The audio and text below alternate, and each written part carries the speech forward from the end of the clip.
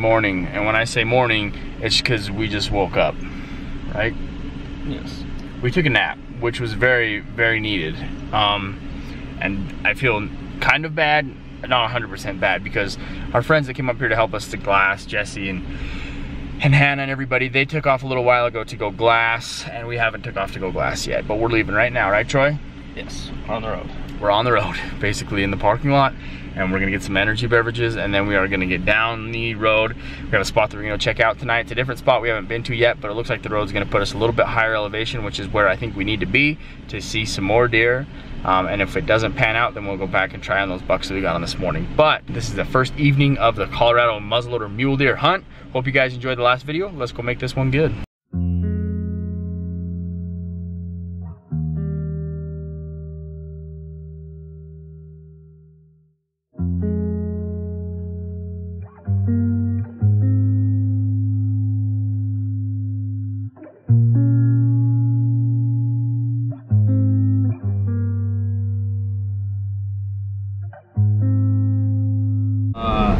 We have driven a long ways, and we got up into this pristine looking country. I mean, look at this stuff, it looks gorgeous, but no sign of any deer. We're driven by probably 15 hunting camps. None of them have any deer in them, and they're all in camp at 6:20 cooking dinner. So I don't know, we got a little bit of rain. I don't know what excuse to make. I don't see any deer. I guess we're just gonna keep driving, and I would like to get off and maybe I could get out and glass or go for a little hike or something, but it's so, the timber's so dense, I just haven't found a spot that I really like yet.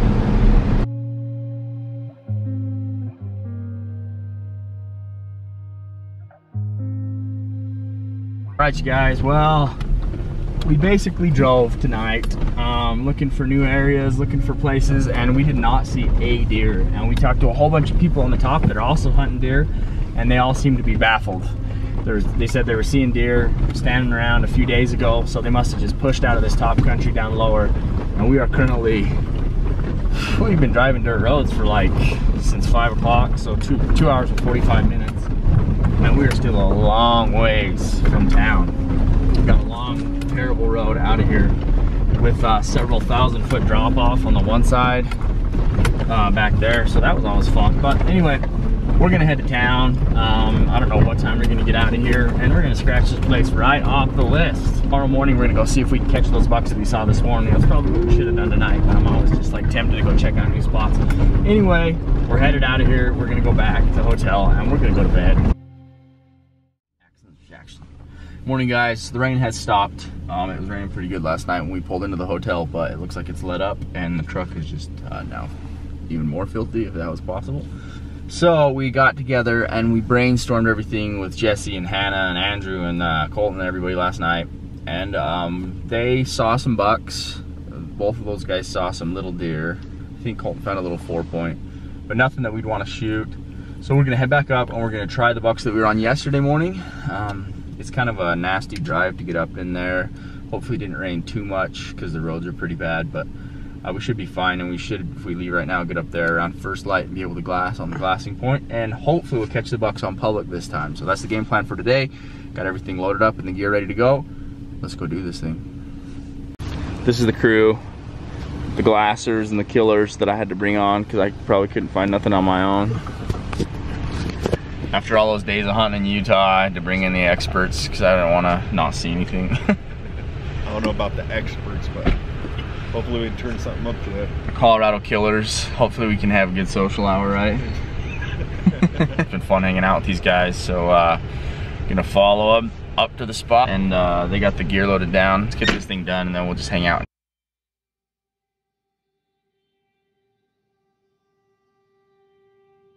So we got up to our glassing point.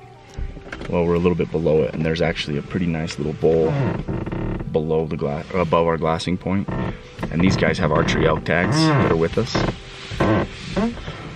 So they're coming up the road behind us and trying to maybe put a move on this bull and see if they can get an arrow in him. And 2 of them have archery elk tags, and they brought their bows. So that'd be cool. That'd be fun. It's just getting the first light right now. We can just start seeing deer. So we start looking around.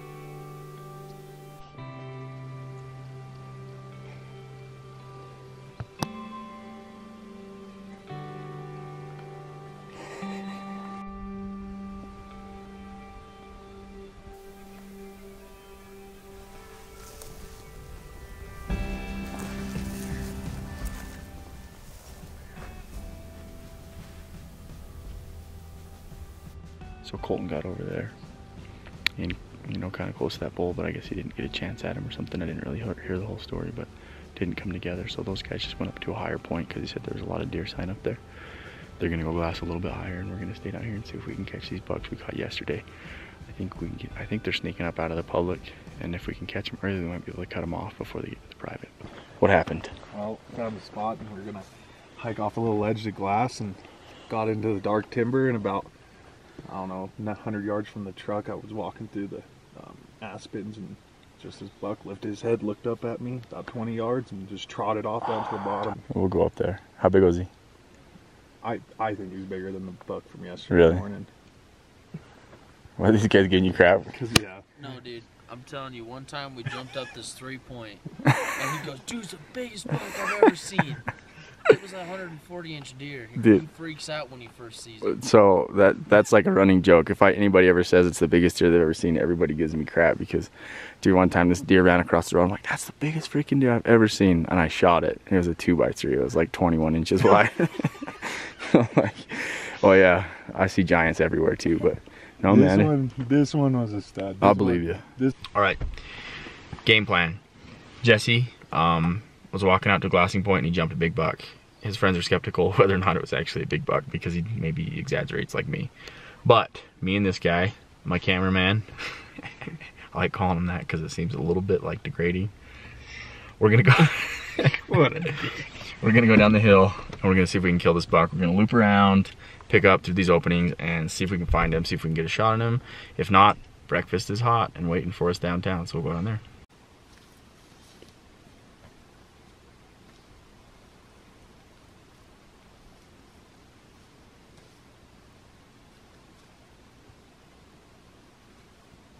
So we went and hiked a little loop. We didn't find that buck that Jesse saw this morning. He probably moved down to the private. We're right above the top of this piece of private. So we went down as far as we could and checked. There's some decent sign actually, and these guys saw a couple deer down below. They went and checked on another road. So we know there's a few in this area. It's really good looking country, but we're just gonna have to continue to kind of, we've been trying to glass them from the road and glass them from the glassing points, but I think they're holding pretty tight in the timber, so we'll have to get out and put some feet down on the ground and see if we can get them moving. But right now, breakfast is calling our name. So we are gonna shoot off of this mountain. We're gonna bounce down and we're gonna go get some breakfast.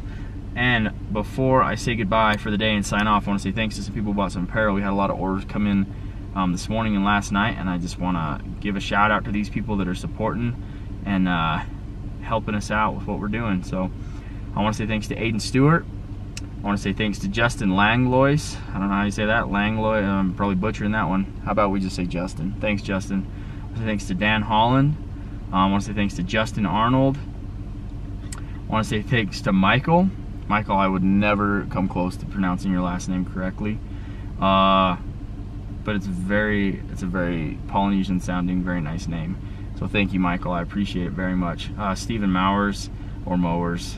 Man, they're all hard names. And Tom's Whack. Thank you very much, you guys, for buying gear, for supporting what we're doing, putting fuel in the tank. Like, we're burning fuel like crazy out here, and we wouldn't be able to do it without you guys helping us out. So thank you guys for watching today's video. Thanks for tuning in and watching the series. We'll be back at them this afternoon, and we'll see you guys tomorrow.